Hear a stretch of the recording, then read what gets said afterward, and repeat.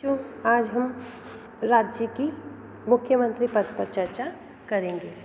जैसा कि आप जानते हैं, भारत में संसदात्मक शासन व्यवस्था की स्थापना की गई है। जैसा केंद्र में ढांचा है, वैसा ही ढांचा राज्य में भी अपनाया गया है। राज्य की मंत्रिपरिषद के प्रधान को मुख्यमंत्री कहा जाता है। मुख्यमंत्री राज्य की कार्यपालिका का वास्तविक प्रधान है, अतः राज्य के प्रशासनिक ढांचे में उसे लगभग वही स्थिति प्राप्त है जो केंद्र में प्रधानमंत्री को प्राप्त है। संविधान के अनुसार 164 के अनुसार मुख्यमंत्री की नियुक्ति राज्यपाल करेगा। व्यवहार के अंतर्गत राज्यपाल के द्वारा विधानसभा के बहुमत दल के नेता को ही मुख्यमंत्री पद पर नियुक्त किया जाता है। कुछ परिस्थितियों में वे अपने विवेक का प्रयोग कर सकता है, जैसे विधानसभा में किसी राजनीतिक दल को स्पष्ट बहुमत प्राप्त न हो और एक से अधिक पक्ष मुख्यमंत्री पद के लिए दावे कर रहे हो। दूसरा, जब विधानसभा में कोई बहुमत दल का सर्वमान्य नेता न हो।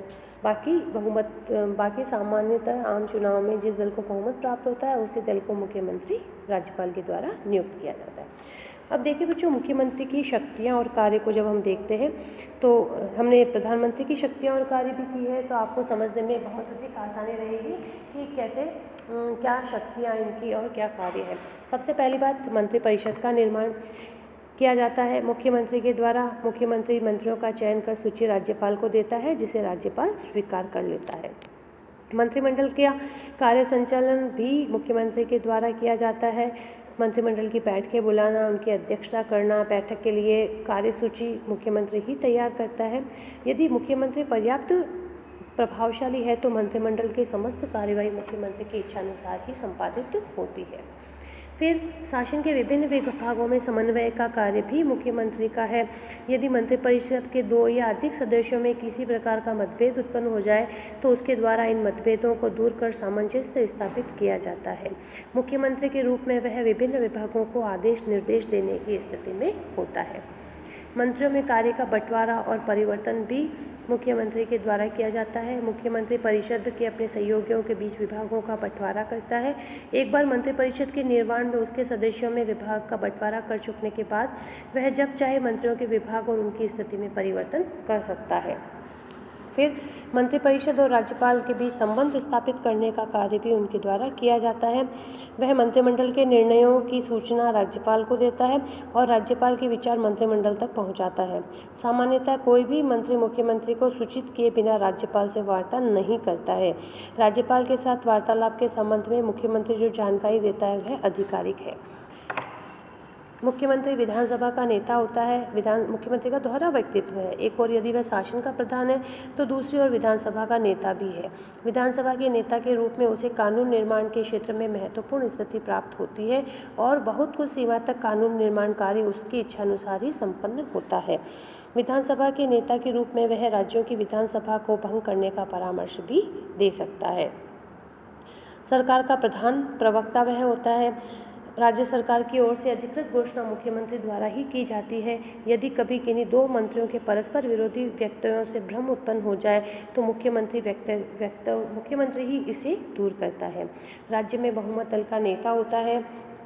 दलीय ढांचे पे भी उसे नियंत्रण प्राप्त होता है। राज्य की समस्त शासन व्यवस्था पर मुख्यमंत्री का नियंत्रण रहता है। चाहे शांति और व्यवस्था का प्रश्न हो, कृषि, सिंचाई, स्वास्थ्य, कोई भी प्रश्न हो, अंतिम निर्णय मुख्यमंत्री पर ही निर्भर करता है। मुख्यमंत्री मंत्रिपरिषद के सदस्यों को उनके विभागों के संबंध में आदेश निर्देश दे सकता है।